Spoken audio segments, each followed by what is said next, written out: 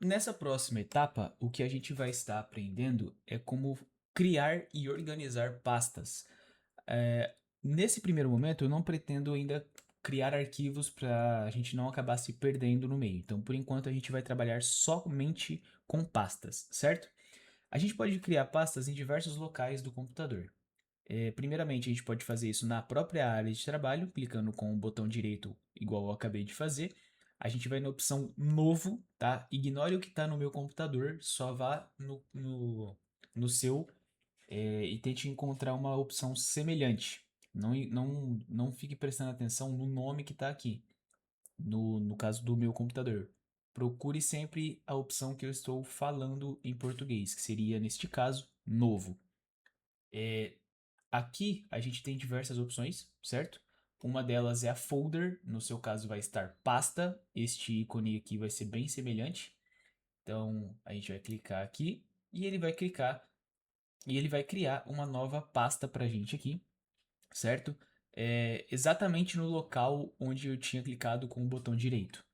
Você percebe que aqui o nome dele está New Folder, que seria para você nova pasta, e ele está selecionado. Isso aqui quer dizer que eu posso renomear essa pasta. Se eu apertar o botão Backspace, que é aquele que eu falei que você apaga o que está sendo, o que está neste caso selecionado, a gente apaga e podemos escrever aqui pasta da aula.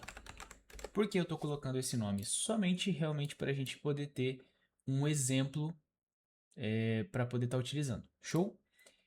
Então, beleza.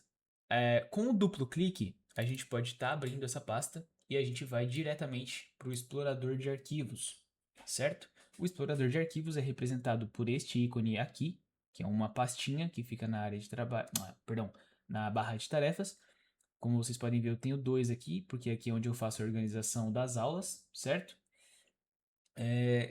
E aqui a gente vai dar continuidade. Como eu falei, existem diversos lugares no computador em que a gente pode criar pastas novas. Aqui, como vocês podem ver, eu tenho diversas outras pastas, inclusive das atividades extensionistas. E aqui embaixo eu também tenho os meus armazenamentos, certo? Aqui eu tenho o meu HD, que é esse volume D, o disco local C e o meu disco principal, na verdade, o meu NVMe, né? E eu não vou entrar nesse mérito, porque vai começar a ficar muito complexo, mas eu tenho três locais de armazenamento, certo? Vamos manter isso em mente. Essa parte do pasta da aula, ele está aqui, ó, no desktop. Se eu clicar aqui, tudo que está aparecendo aqui vai estar aparecendo aqui também, certo? Nem tudo, por alguma razão, não está aparecendo tudo aqui. Eu tenho que ver o porquê disso depois, mas enfim, uma grande parte das coisas está aparecendo aqui. Deixa eu só ver se eu consigo. Deixa eu ver. Dar um refresh. Por alguma razão, alguns softwares não estão aparecendo aqui. Mas enfim, vamos dar continuidade. O que importa é que a nossa pasta de aula está aparecendo aqui também. Eu poderia criar sim aqui uma nova pasta se eu quisesse e ela já apareceria na continuidade das fileiras, certo? Mas não é isso que a gente quer. Por enquanto a gente vai simplesmente focar na pasta da aula.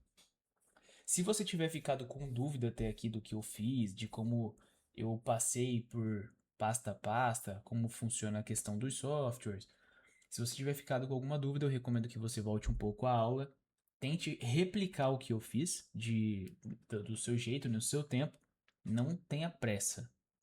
Aprendizado é uma coisa que demora, então vamos continuar.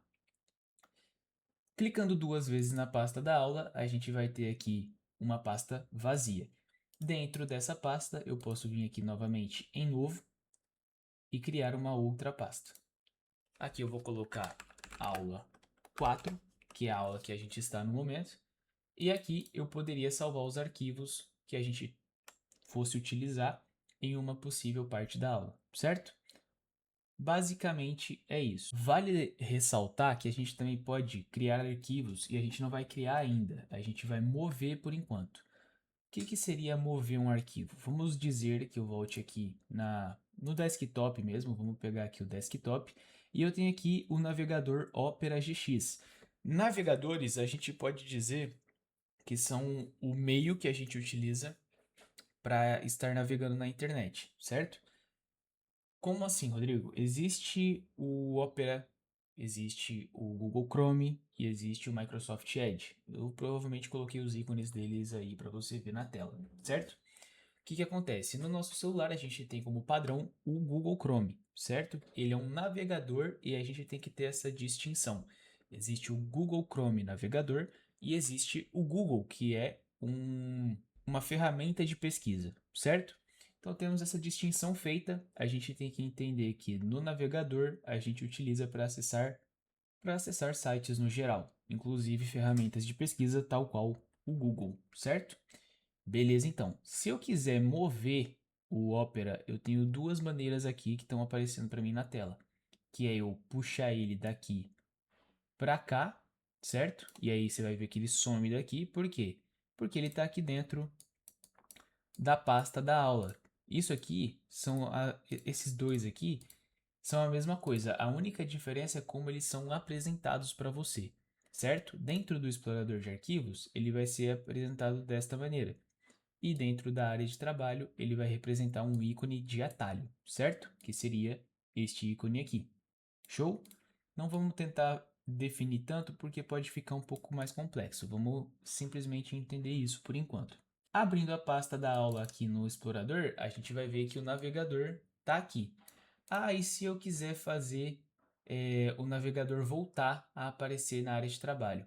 Eu simplesmente puxo ele daqui para cá, certo?